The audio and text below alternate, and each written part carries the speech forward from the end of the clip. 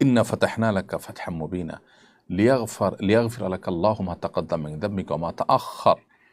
আপনার পূর্বের এবং পরের অর্থাৎ পরবর্তী জীবনে, যেটা আপনার আশিক নবী সাল্লাল্লাহু আলাইহি ওয়াসাল্লামের জীবদ্দশা বলেছেন আল্লাহ তাআলা, যে আপনার ইতিপূর্বে যে জীবনটা পার করেছেন, সামনে যে জীবনটা আপনার অবশিষ্ট আছে, এই উভয় জীবনে যত ভুলভ্রান্তি হবে সবগুলো আল্লাহ সুবহানাহু ওয়া তাআলা আপনার জন্য মাফ করার জন্যই আপনাকে আল্লাহ তাআলা সুস্পষ্ট বিজয় দিয়েছেন, অর্থাৎ আল্লাহ সুবহানাহু ওয়া তাআলার পক্ষ থেকে সেগুলো মাফ।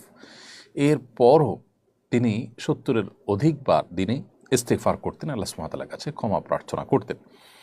তো নবী করিম সাল্লাল্লাহু আলাইহি ওয়াসাল্লাম নবী হওয়ার পরও নবীরা নিষ্পাপ, সেই নিষ্পাপত্বের জায়গা থেকেও তিনি আল্লাহ সুবহানাহু ওয়া তাআলার কাছে 70 অধিকবার যদি ইস্তেগফার করে থাকেন, তো আমরা কে?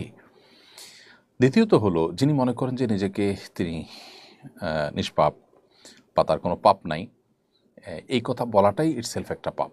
কারণ মানুষ ভুলের ঊর্ধ্বে কোনোদিনই হতে পারে না।